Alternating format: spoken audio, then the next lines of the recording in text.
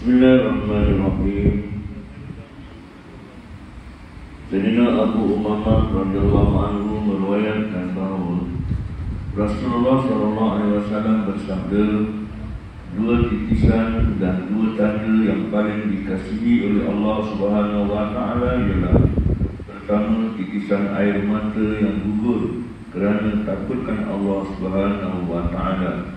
Kedua, titisan darah yang gugur di jalan Allah Subhanahu wa Ta'ala. Sementara dua tanda ialah: satu, tanda di jalan Allah SWT seperti parut, kecederaan, debu atau kesan-kesan berjalan di jalan Allah SWT. Dua, tanda yang berlaku kerana menunaikan mana-mana kefarduan Allah SWT seperti tanda sujud, tanda perjalanan haji dan sebagainya. Hadis riwayat Tirmizi.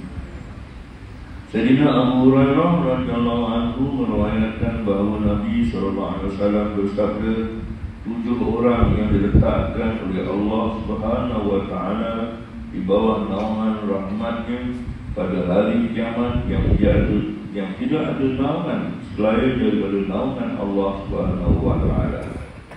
Pertama, raja yang adil. Kedua, pemuda yang membesar dalam beribadat kepada Allah SWT. Ketiga, seseorang yang hatinya sentiasa terpaut pada masjid. Keempat, dua orang yang berkasih sayang semata-mata kerana Allah SWT. Semata-mata kerana Allah SWT. Kelima, seseorang lelaki yang digoda oleh wanita bangsawan lagi derita, namun dia berkata, saya takutkan Allah SWT.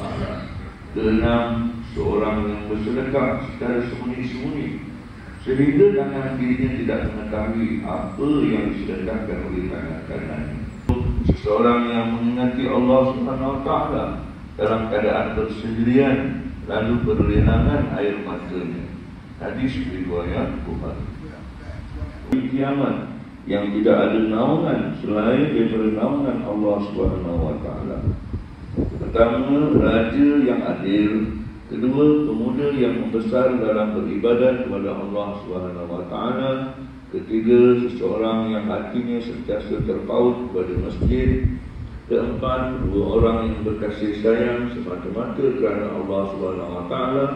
Pertemuan dan perpisahan mereka adalah semata-mata kerana Allah Subhanahu wa Ta'ala.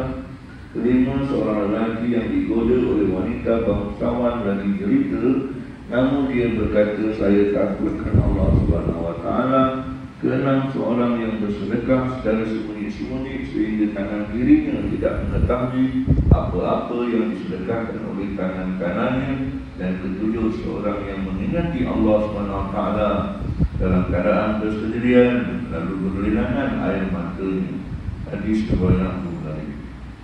Sayyidina Abu Hurairah radhiyallahu anhu meriwayatkan bahawa Nabi SAW bersabda, mana-mana golongan yang duduk dalam mana-mana majlis yang tidak mengingati Allah SWT dan tidak berselawat kepada Nabi SAW, maka majlis itu akan menjadi sebab kerugian untuk mereka pada hari kiamat. Maka terserah pada Allah SWT sama ada dia ingin mengazab mereka atau dia ingin memaafkan mereka. Hadis riwayat Tirmizi. Sayyidina Abu Hurairah radhiyallahu anhu meriwayatkan lagi bahawa Nabi SAW bersabda, sesiapa yang duduk dalam mana-mana majlis yang tidak mengingati Allah SWT, maka majlis itu akan merugikannya, dan sesiapa yang berbaring tanpa mengingati Allah SWT, maka baringnya juga akan merugikannya. Hadis riwayat Abu Dawud. Sayyidina Abu Hurairah radhiyallahu anhu meriwayatkan bahawa Nabi SAW bersabda, sesiapa yang duduk dalam mana-mana majlis yang tidak mengingati Allah SWT dan tidak berselawat ke atas Nabi SAW, maka pada hari kiamat dia akan menyesal ke atas majlis tersebut kerana melihatkan pahala mengingati Allah SWT dan pahala berselawat kepada Nabi SAW, walaupun mereka dimasukkan dalam syurga kerana pahala amalan-amalan soleh mereka yang lain. Hadis riwayat Ibnu Hibban.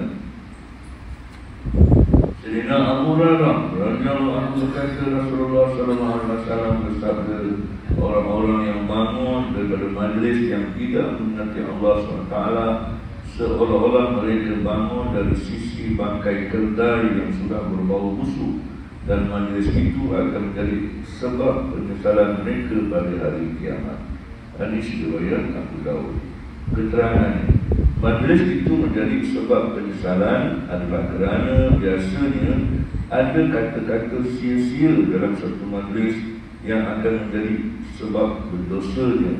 Walau bagaimanapun sekiranya dalam majlis ada mengingati Allah SWT, maka ia akan menjadi sebab kelepasan daripada dosa itu.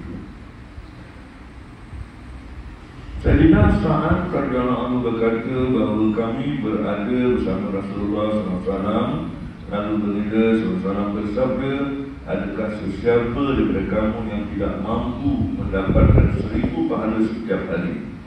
Salah seorang daripada orang-orang yang duduk di situ bertanya, bagaimana seseorang boleh mendapatkan 1000 pahala ya Rasulullah?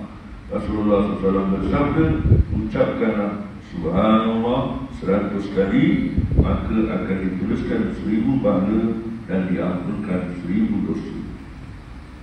Sayyidina Nu'man bin Bashir radhiyallahu anhu berkata, Rasulullah SAW bersabda, antara kalimah-kalimah yang kamu boleh gunakan untuk mengagungkan Allah SWT ialah Subhanallah, La ilaha illallah, dan Alhamdulillah. Kalimah-kalimah ini mengelilingi arasy dan deruannya seumpama deruan lebah. Begitulah kalimah-kalimah ini menyebut-nyebut nama penyebutnya di sisi Allah Subhanahu wa Ta'ala. Adakah kamu tidak ingin ada yang selalu menyebut nama kamu di sisi Allah Subhanahu wa Ta'ala? Hadis riwayat Ibnu Majah. InsyaAllah tuan-tuan yang dimuliakan oleh Allah Subhanahu wa Ta'ala, dengan mendengar beberapa hadis Nabi SAW pada petang ini, insyaAllah kita dapat melihat lagi, dapat dengar lagi tanda-tanda atau kelebihan-kelebihan, terutama golongan yang mendapat naungan di sisi Allah SWT. Orang lain kata naungan ini adalah naungan ketika berada di padang mahsyar, ketika orang berduyun-duyun menuju ke padang mahsyar untuk menuju tempat dihisab.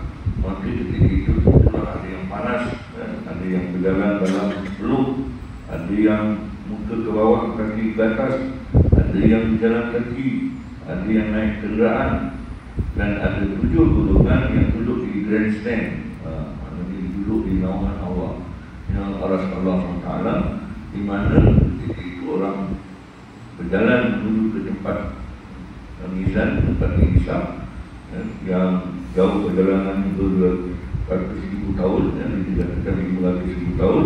Tetapi 7 golongan ini duduk di naungan aras Allah, duduk di bawah naungan Allah SWT, mana di tempat bersama dengan para siddiqin, syuhada, para nabi dan sebagainya. Jadi insyaAllah mudah-mudahan dengan beberapa hadis Nabi yang SAW dengan ini, mudah-mudahan kita berada di tempat atau di dalam golongan orang-orang yang sentiasa mendapat keredaan Allah SWT. Jadi insyaAllah kita sampaikanlah yang berita baik ini kepada sahabat-sahabat kita, ahli keluarga kita, jiran-jiran kita, dan kepada seluruh umat Nabi sallallahu alaihi wasallam. InsyaAllah kita dilibatkan Allah untuk terus mengamalkannya dan menyampaikan. Kita akhiri dengan tasbih ibadah dan surah Allah.